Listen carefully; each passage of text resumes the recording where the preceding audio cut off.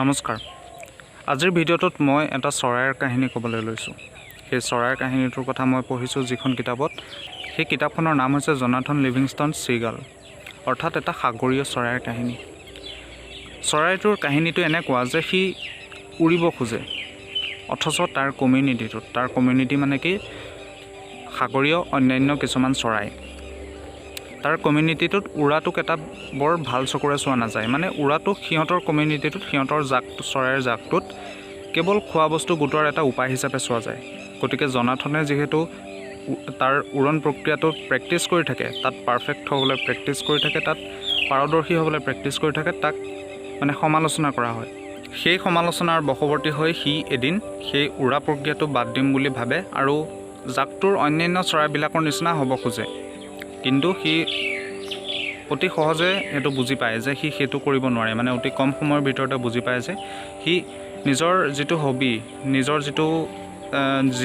যিটো ফিল্ডত সি পাৰদৰ্শী হ'ব খুজিছে, যিটো ফ্লাইংটো, সেইটো সি কেতিয়াও বাদ দিব নোৱাৰে। সেইটো ভাবি সি পুনৰ উৰিবলৈ ল'লে আৰু সেইবাবে তাক মানে গ্ৰুপটোৰ তাৰ চৰাইৰ জাকটোৰ তাৰ লগৰীয়াবিলাকৰ কথা অমান্য কৰাৰ বাবে, তাৰ জাকটোৰ নিয়ম ভংগ কৰাৰ বাবে তাক গ্ৰুপটোৰ পৰা বহিষ্কাৰ কৰি দিয়া হয়। আৰু বহিষ্কৃত হোৱাৰ পাছতো জনাথন লিভিংষ্টনে উৰা প্ৰক্ৰিয়াটো বাদ নিদিয়ে। সি উৰিবলৈকে চাই থাকে, সি উৰাটো প্ৰেক্টিছ কৰিয়ে থাকে আৰু প্ৰেক্টিছ কৰি কৰি এদিন সি পাৰদৰ্শী হৈ যায়। সি এনেকুৱা এটা লেভেল পাইগৈ যিটো কোনো চিগালে কোনোদিনেই পোৱা নাই। আৰু এদিন জনাথন লিভিংষ্টন সম্পূৰ্ণ পাৰদৰ্শী হোৱাৰ পাছত নিজৰ গ্ৰুপটোলৈ উভতি আহিব খোজে। নিজৰ গ্ৰুপটোক সি শিকাব খোজে যে তহঁতে কেৱল খোৱা বস্তু যোগাৰ কৰাটোৱে জীৱনৰ লক্ষ্য হিচাপে নধৰি মানে উৰণতো পাৰদৰ্শী যে হ'ব পাৰ বা জীৱনৰ এটা উচ্চ অৰ্থও লাভ কৰিব যে পাৰ, সেইটো বুজাবলৈ আহে। আৰু প্ৰথম অৱস্থাত তাক কোনো গ্ৰহণ নকৰে, তাক সমালোচনা কৰি উৰাই দিয়া হয়। কিন্তু লাহে লাহে তাৰ গুৰুত্ব বুজি পায় আৰু অন্যান্য চৰাইবিলাকেও তাক মানে মানিবলৈ ধৰে আৰু উৰণ কাৰ্যটোতো সিহঁতে সমানে গুৰুত্ব দিবলৈ ধৰে। থুলমূলকৈ এইটোৱেই হৈছে কাহিনী। আৰু ইয়াৰ পিছত কি হয় সেইটো আপোনালোকে কিতাপখন যেতিয়া নিজে ডিটেইলছত পঢ়িব তেতিয়া বুজি পাব। কিতাপখন একেবাৰে এখন সৰু কিতাপ, কেৱল 127 পেজ আছে। সেই 127 পেজৰ মাজতো বহুতো চিগালৰ ছবি আছে, মানে জনাথন লিভিংষ্টন বুলি যিটো চিগালক ধৰিছে তাৰ ছবি আছে আৰু তাৰ ফলত পেজৰ সংখ্যা আৰু কমি গৈ থাকে। কিতাপখন যদি আপুনি কেৱল এনে ওপৰে ওপৰে পঢ়ে তেতিয়া অলপ বৰিং লাগিব পাৰে, কিন্তু কিতাপখন তেতিয়া বৰিং নালাগিব। আৰু বিশেষকৈ সৰু অৱস্থাত, সৰু বয়সত পঢ়িলেতো আৰু বৰিং লাগিব। কিন্তু যদি আপুনি জীৱনত কিবা ষ্ট্ৰাগল কৰি আছে, জীৱনত কিবা অৰ্থ বিচাৰি আপুনি কষ্ট কৰি আছে সেই অৰ্থটো পাবলৈ, সেই অৰ্থটো এচিভ কৰিবলৈ, জীৱনত কিবা এটা স্কিল আপুনি সম্পূৰ্ণ নিজৰ আয়ত্ব কৰিব খুজিছে, তেতিয়াহ'লে এই কিতাপখন যথেষ্ট গুৰুত্বপূৰ্ণ। কাৰণ জনাথনে যেতিয়া নিজৰ উৰণ যিটো স্কিল আছে, উৰিবলৈ তাৰ যেতিয়া প্ৰেক্টিছ কৰি আছিল, তেতিয়া সি বহুতো বাধাৰ সন্মুখীন হৈছিল, যিটো প্ৰত্যেকজন মানুহে সন্মুখীন হয় নিজৰ তেওঁ ভালপোৱা কামটো কৰিবলৈ যাওঁতে। আৰু ভালপোৱা কামটো কৰিবলৈ যাওঁতে এটা ক্ৰিয়েটিভ কামৰ কথা কোৱা হৈছে সাধাৰণতে, যিটোৱে আনৰ অপকাৰ নকৰে। এনেকুৱা বহুতো আনৰ অপকাৰ কৰিব পৰা কামবিলাকৰ কথা কোৱা হোৱা নাই। জনাথনে যেতিয়া নিজৰ ভালপোৱা যিটো কাম, অৰ্থাৎ ক্ৰিয়েটিভ যিটো কাম, যিটো উৰণ প্ৰক্ৰিয়াটো সি এনেকুৱা এটাকৈ আয়ত্ব কৰিব খুজিছিল যিটো আন কোনো চিগালে কোনোদিনে কৰা নাই। আচলতে তাৰ ক্ষেত্ৰত আন কোনো চিগালে কৰিছে নাই কৰা সেইটোও নাই, সি নিজৰ লিমিটটো ক্ৰছ কৰিব খুজিছিলে, নিজৰ লিমিটটোক চেলেঞ্জ কৰিব খুজিছিলে, যিটো প্ৰত্যেকজন মানুহে কৰে, প্ৰত্যেকজন ক্ৰিয়েটিভ মানুহে কৰে।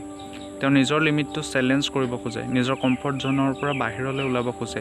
আৰু সেই অৱস্থাত সন্মুখীন হোৱা সমস্যাটো হৈছে যে নিজৰে ছেল্ফ ডাউটৰ সৃষ্টি হয়, নিজৰে এনজাইটি হয় যে মই কৰিব পাৰিম নাই, নিজৰে ইনচিকিউৰিটিজবিলাক আহে। তদুপৰি বাহিৰৰ সমালোচনাবিলাকতো থাকেই যে আমুকটো এচিভ কৰিব পৰা নাই বা লগৰ বাকীবিলাকে কৰি আছে, সেইবিলাক প্ৰেছাৰো থাকে। গতিকে সেইটো অৱস্থাত আমি যদি নিজৰ লাইফৰ লগত ৰিলেট কৰি কিতাপখন পঢ়োঁ, জনাথন লিভিংষ্টন চিগাল কিতাপখন, তেতিয়াহ'লে বহুত উপকৃত হ'ম। সৰু অৱস্থাত পঢ়া হ'লে ময়ো হয়তো এখন বৰিং কিতাপে বুলিয়ে ভাবিলোহেঁতেন, কাৰণ এটা চৰাইৰ জীৱনৰ বিষয়ে কোনে জানিব খোজে। কিন্তু সেই চৰাইটোক কেৱল এটা চৰাই হিচাপে নধৰি আমি এনেদৰে নিজৰ লাইফৰ চেলেঞ্জবিলাকৰ লগত, নিজৰ লাইফৰ ষ্ট্ৰাগলবিলাকৰ লগত আমি তুলনা কৰি ল'ব পাৰোঁ। আৰু সেইবাবেই এই জনাথন লিভিংষ্টন চিগাল এই সৰু কিতাপখন লিখি লেখক ৰিচাৰ্ড বেক অতি জনপ্ৰিয় হৈ পৰিছিল আৰু কিতাপখনৰ প্ৰায় মিলিয়নৰো অধিক কপি এতিয়ালৈকে বিক্ৰী হৈ আছে। আৰু এতিয়াও নতুন নতুন জেনেৰেশ্যনবিলাকেও এই কিতাপখনৰ গুৰুত্ব বুজি পাইছে। যেতিয়া কিবা ক্ৰিয়েটিভ কাম এটা কৰা যায়, সকলো ফালৰ পৰা, আনকি নিজৰ ফালৰ পৰাও ডাউটবিলাক আহে যে মই কৰিব পাৰিম নে নাই। সেই অৱস্থাত আমি জনাথন লিভিংষ্টনৰ নিচিনা এটিটিউডটো ল'লে ভাল, যে প্ৰেক্টিছ কৰি যোৱা, যিমান পাৰোঁ সিমান শিকি যোৱা, বাহিৰৰ ক্ৰিটিচিজমবোৰলৈ কাণসাৰ নকৰি নিজে কিমান পাৰোঁ আমি ইম্প্ৰুভ কৰিব পৰা সেইটো লোৱা। আৰু বাহিৰৰ ক্ৰিটিচিজম কাণসাৰ নকৰা মানে এইটো কোৱা নাই যে কোনোবাই যদি ডেষ্ট্ৰাকটিভ ক্ৰিটিচিজম কৰিছে সেইটোহে গ্ৰহণ নকৰিবলৈ কোৱা হৈছে। বহুত সময়ত কি হয়, কোনোবাই কনষ্ট্ৰাকটিভ ক্ৰিটিচিজমো কৰিব পাৰে, মানে ভালদৰে আমাক দেখুৱাইও দিব পাৰে যে এইটো এনেকৈ কৰিব লাগে, সেইটো যে গ্ৰহণ কৰিব লাগে সেই কথাটোও এই কিতাপখনত আছে। আৰু শেষত জনাথনে নিজে যিটো শিকিলে সেইটো তাৰ ষ্টেজত থকা, তাৰ লেভেলত থকা, তাৰ পৰ্যায়ত থকা, অৰ্থাৎ তাৰ নিচিনা আৰম্ভণিতে ষ্ট্ৰাগল কৰি থকা বাকী চিগালবিলাককো শিকাবলৈ সি আকৌ নিজৰ জাকটোলৈ উভতি আহে। নতুন জেনেৰেশ্যনৰ চৰাইখিনিক সি শিকায়, সিহঁতক সপোন দেখিবলৈ শিকায়। গতিকে মই থুলমূলকৈ এইখিনি কথাকে ক'লোঁ কিতাপখনৰ বিষয়ে। এই সৰু কিতাপখন 1-2 ঘণ্টাতে পঢ়ি হৈ যাব আৰু আপুনিও পঢ়িব পাৰে। আৰু বিশেষকৈ যদি আপুনি কিবা এটা নতুন শিকিবলৈ খুজি আছে, নতুন স্কিল এটা শিকাত লাগি আছে, বা নিজৰ ড্ৰিমটো সম্পূৰ্ণ কৰিবলৈ, নিজৰ সপোন সম্পূৰ্ণ কৰাত লাগি আছে, এই কিতাপখন নিশ্চয় পঢ়িব, নিজৰ লগত, নিজৰ লাইফৰ লগত ৰিলেট কৰি। সেইটো যদি নহয়, এনেই পঢ়িব লাগে কাৰণে যদি পঢ়ে, এইখন কিতাপ এখন বৰিং কিতাপ হিচাপেই গণ্য হৈ ৰ'ব। গতিকে আজিলৈ ইমানেই, ধন্যবাদ। আৰু মোৰ চেনেলটো ছাবস্ক্ৰাইব কৰি ল'বলৈ নাপাহৰিব।